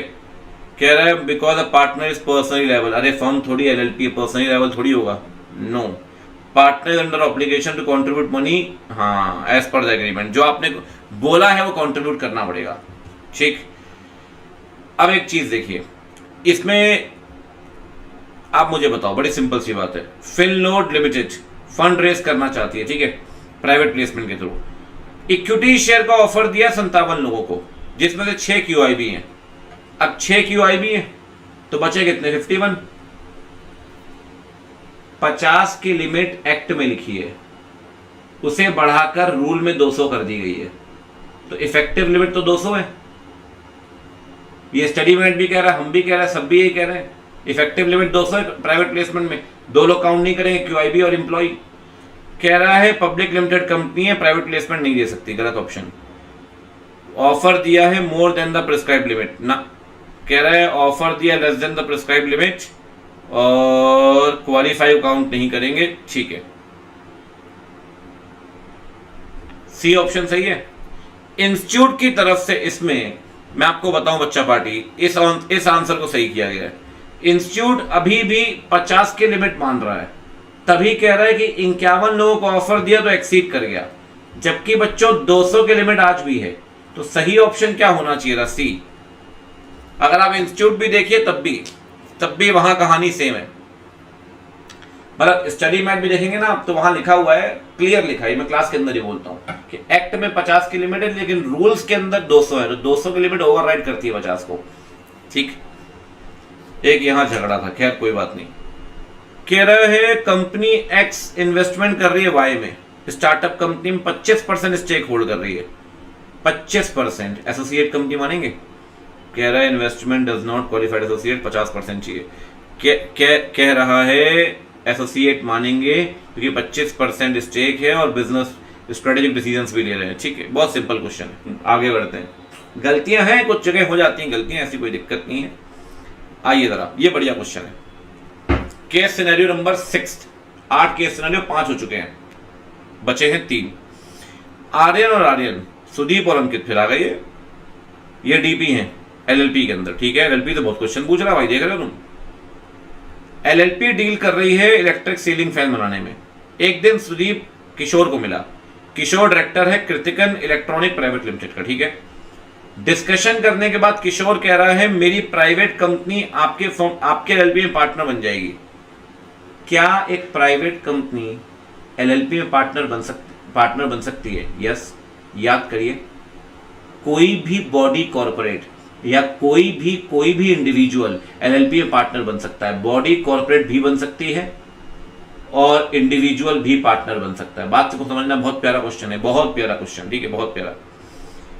अगर आप एलएलपी एक्ट पढ़ेंगे ना तो बॉडी कॉर्पोरेट में पता है क्या लिखा है? याद करिए, इंडियन कंपनी, इंडिया से बाहर वाली कंपनी, इंडियन एलएलपी, बाहर वाली एलएलपी।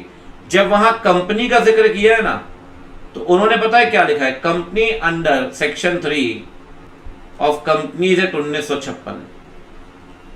एलएलपी एक्ट में कंपनी का जब इन्होंने बॉडी कॉर्पोरेट को डिफाइन किया है तो वहां लिखा है company under company act 1956।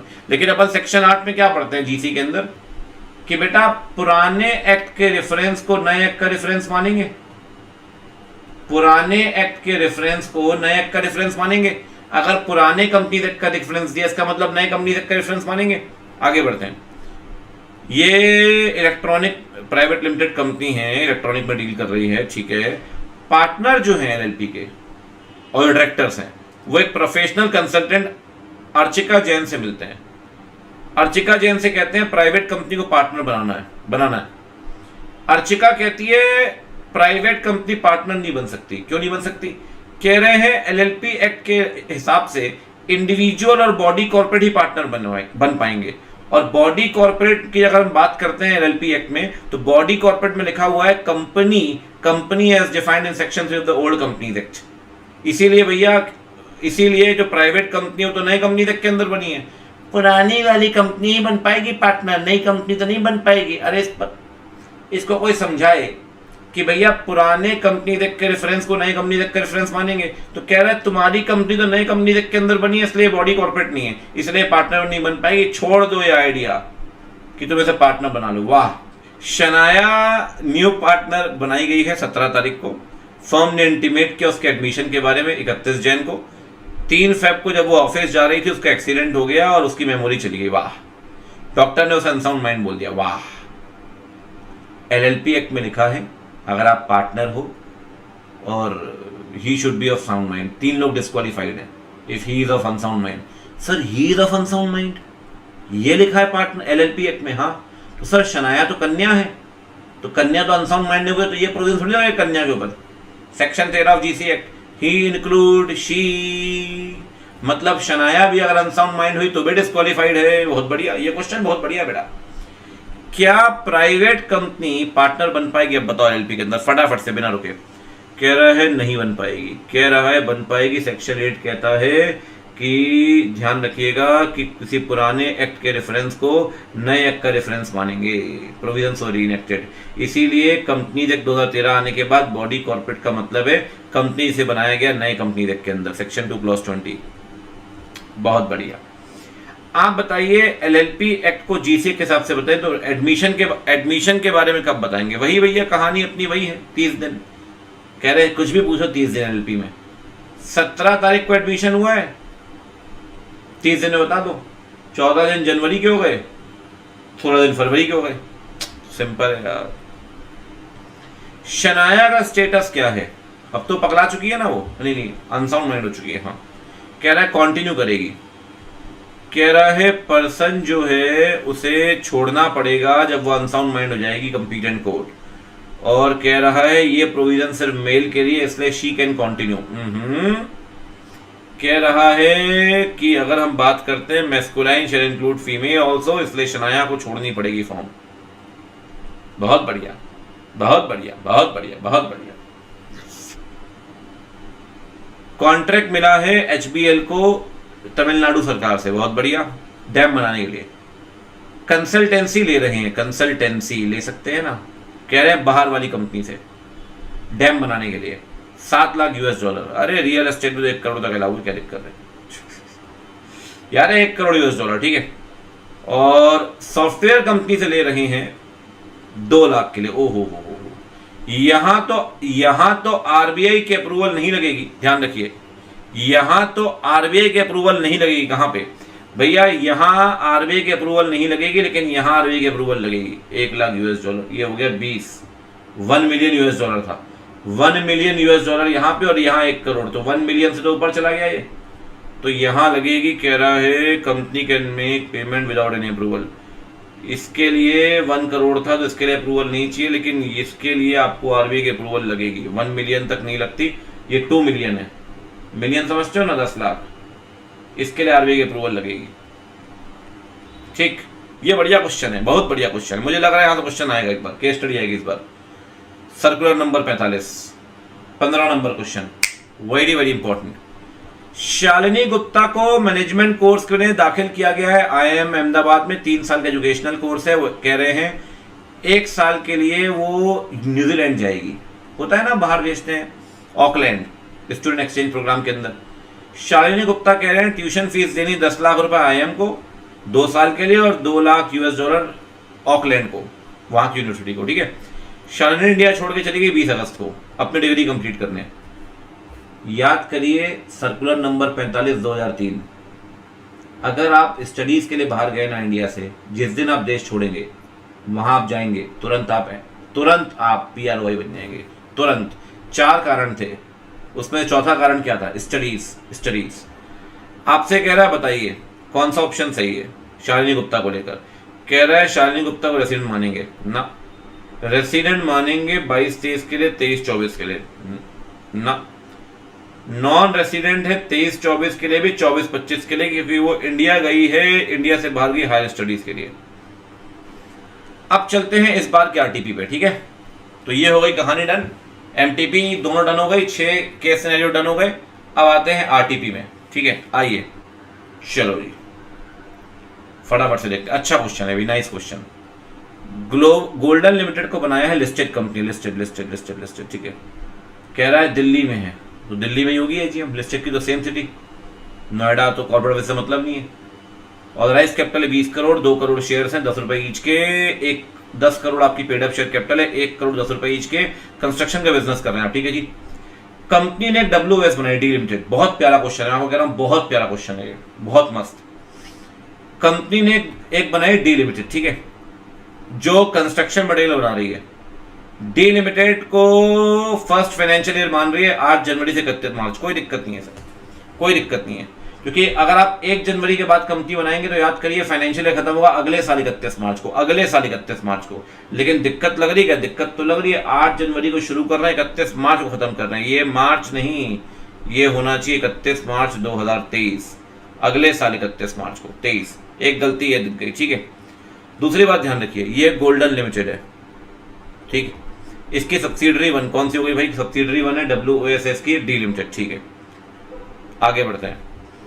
Second जेन गोल्डन लिमिटेड ने बनाई WOS एक और ई लिमिटेड, S2 को बनाया ई लिमिटेड, ठीक है, प्रोजेक्ट कंसल्टेंसी के लिए। 5 जनवरी को गोल्डन लिमिटेड अपनी सब्सिडरी के थ्रू ई लिमिटेड के थ्रू 100% शेयर होल्ड कर रही है पार्टनरशिप फॉर्म में। बहुत बढ़िया, मतलब पार्टनरशिप फॉर्म के भी 100% शेयर होल्ड कर लिए, बहुत बढ़िया। ई लिमिटेड फर्स्ट फाइनेंशियल स्टेटमेंट बना रही है 22 से 23। ई लिमिटेड ठीक कर रही है, डी लिमिटेड ने गड़बड़ किया है, लेकिन ई लिमिटेड अपना काम ठीक कर रही है, ठीक है।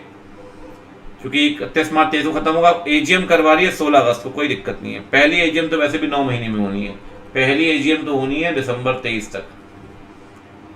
सब्सिडरी कंपनी डी लिमिटेड एक और होली ओन्ड सब्सिडरी बना रही है एफ लिमिटेड। अब डी लिमिटेड की सब्सिडरी है एफ लिमिटेड, तो ये डीम सब्सिडरी हो गई ना गोल्डन की। डी की सब्सिडरी है एफ, तो ये डीम सब्सिडरी हो गई गोल्डन की। सब्सिडरी की सब्सिडरी को सब्सिडरी कंपनी मानेंगे आप। 4 कंपनी है, डी लिमिटेड, ई लिमिटेड, एक फॉर्म है और एक एफ लिमिटेड है, ठीक है। गोल्डन लिमिटेड ने स्टैंडअलोन बनाए 21-22 के लिए, प्रेजेंट कर रहे हैं बोर्ड के सामने 25 अगस्त को, ठीक है, अप्रूवल के लिए। एजीएम करा रहे 2 सितंबर 22 को, ठीक है। गोल्डन करा रहा है 2 सितंबर को अपनी एजीएम। गोल्डन लिमिटेड ने स्टैंडअलोन बनाए हैं 22-23 के, प्रेजेंट रिपीट कर दिया गया नहीं, ठीक है। हाँ, प्रेजेंट कर रहे हैं 20 अगस्त को और एजीएम करवा रहे हैं 26 को। ठीक है, ये 22 की एजीएम है, 2 सितंबर 22, ये 23 की एजीएम है, 26 सितंबर 23। ठीक है, आपसे पूछ रहा है एजीएम कराने, अरे यार अच्छा क्वेश्चन आएगा, ऐसा नहीं है।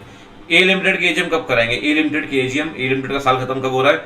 साल खत्म हो रहा है ए लिमिटेड का भैया 31 मार्च 23 को पहली एजीएम होगी, 31 दिसंबर 23 तक, 9 महीने के अंदर, साल खत्म होने के 9 महीने के अंदर, साल खत्म होने के 9 महीने के अंदर। आप बताइए ड्यू डेट क्या है एजीएम करानी गोल्डन लिमिटेड की?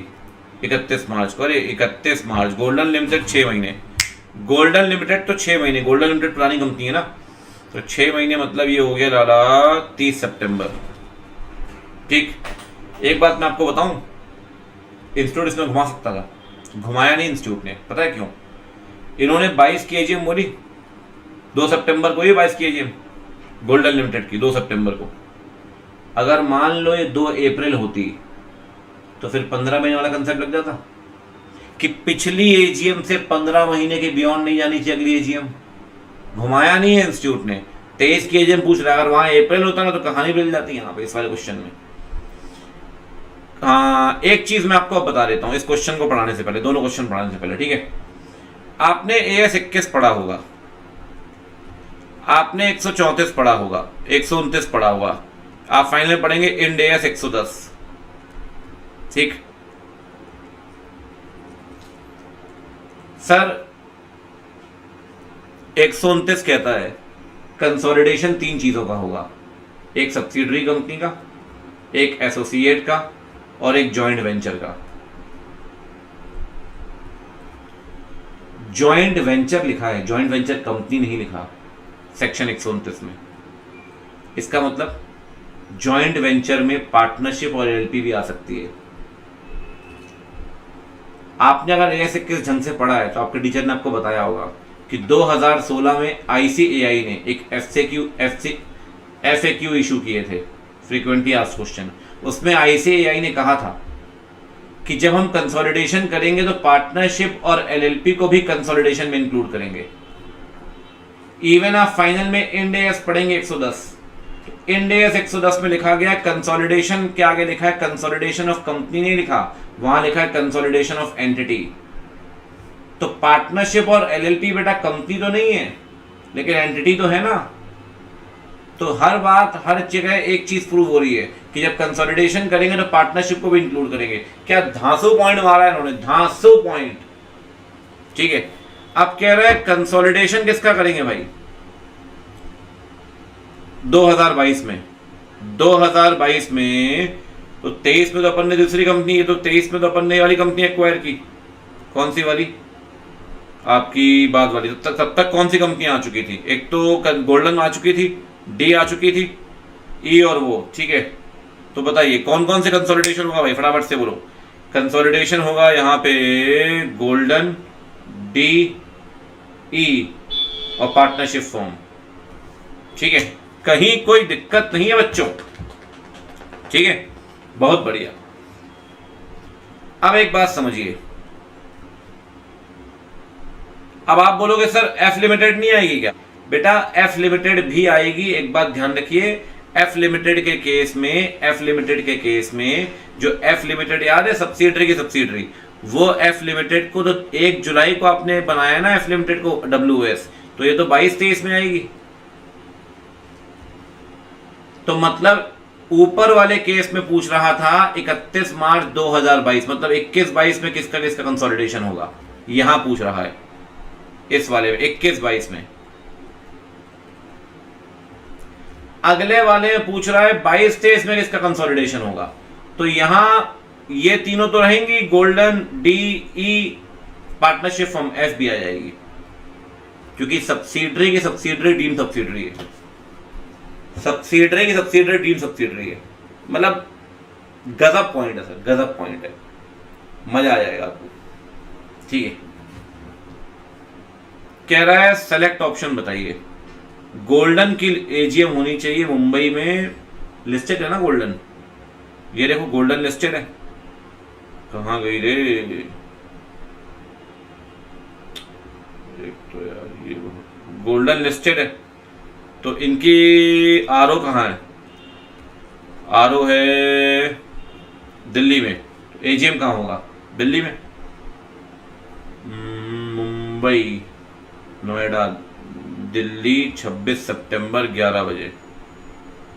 26 सितंबर 8:30 बजे नहीं हो सकती, 9 बजे होगी, 9 से 6, तो 11 वाला ऑप्शन सही है। आइए last question of the day. ठीक है, बहुत छोटा क्वेश्चन है, पढ़ते हैं।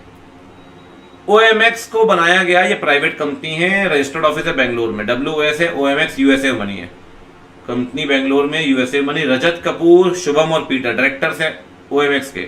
OMX मतलब OMX बेंगलोर वाली कंपनी के। रजत और शुभम इंडियन रेसिडेंट है, पीटर नॉन रेसिडेंट है, यूएसए में रहता है।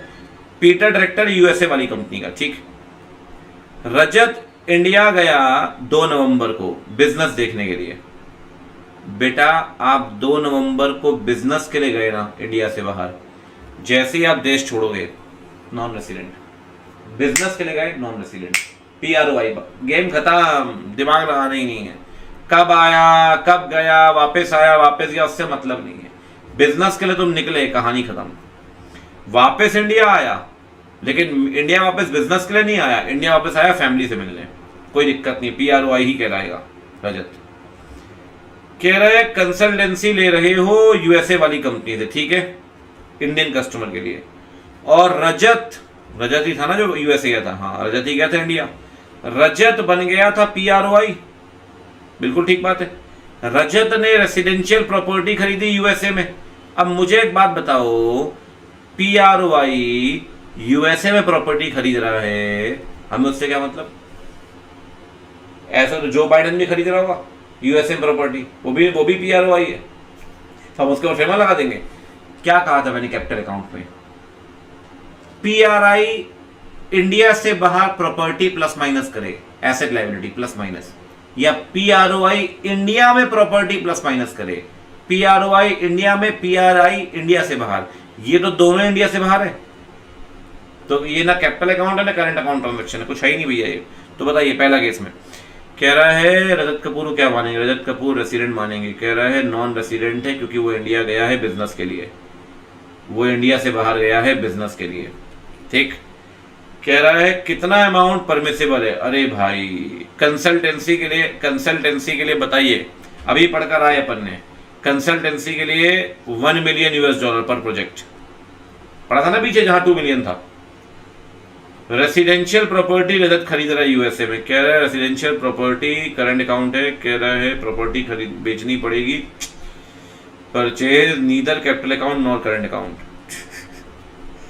अब आप बताइए, देखो जाते आते LLP क्वेश्चन डाल दिया इसने, एकदम LLP से प्यार हो गया, एकदम मोटा वाला, कोई दिक्कत नहीं है। कह रहा है LLP सॉलिड लक्कड़, चिराग का एड्रेस चेंज हुआ, अगर आपको याद हो, पार्टनर का नाम या एड्रेस चेंज होगा ना, वो 15 दिन में बताएंगे LLP को, LLP रजिस्ट्रार को 30 दिन छोड़ के जाएगा, 30 नाम या एड्रेस चेंज हुआ, 15 में LLP और LLP 30 दिन में रजिस्ट्रार, सब कुछ कॉपी में लिखा आपके, सब कुछ। चिराग ने LLP को तो बता दिया 4 दिन के अंदर, 16 को छोड़ के जा रहा है, एड्रेस चेंज कर रहा है, 20 को बता दिया। कब तक LLP रजिस्ट्रार को बताएगी? बताओ जी जल्दी बताओ। LLP रजिस्ट्रार को बताएगी भैया 16 को आपने बताया है, 14 दिन नवंबर के, 16 दिन दिसंबर के, कहानी खत्म। मतलब ये 30 वहीं से काउंट होता है, ध्यान रखना, जहां से 15 वहीं से 30। 16 को आपने एड्रेस चेंज किया है, 15 दिन में आप बताइए, 30 दिन में उसको बताएंगे। हाँ, फॉरेन कंपनी से क्वेश्चन, कंपनी बनी है ऑस्ट्रेलिया में, प्लेस ऑफ बिजनेस मुंबई में है, डायरेक्टर्स हैं ये लोग, अरुण MD है, रणवीर डायरेक्टर है, रमेश मलिक डायरेक्टर है, नवाज डायरेक्टर है। ये नोट किया गया कि रमेश मलिक और नवाज इंडियन रेसिडेंट है, Indian resident authorise person section 380 के अंदर, जो आपके डॉक्यूमेंट वगैरह एक्सेप्ट करेगा, ठीक है, डॉक्यूमेंट्स एक्सेप्ट करेगा। आप बताइए, अपन ने पढ़ा था ये पॉइंट कि जब अपन फॉरेन कंपनी खोलेंगे यहाँ पे, तो डिक्लेरेशन देना पड़ेगा रजिस्ट्रार को, इंडियन रजिस्ट्रार को, ROC दिल्ली को, कि हमारे लोग कॉन्विक्टेड नहीं है कंपनी बनाने को लेकर, न इंडिया न इंडिया से बाहर। कौन से लोग?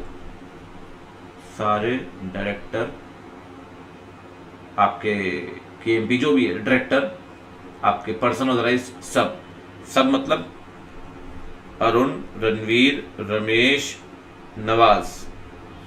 पर्सनलाइज कौन था इसमें? रमेश और नवाज, इसी में आ गए ना?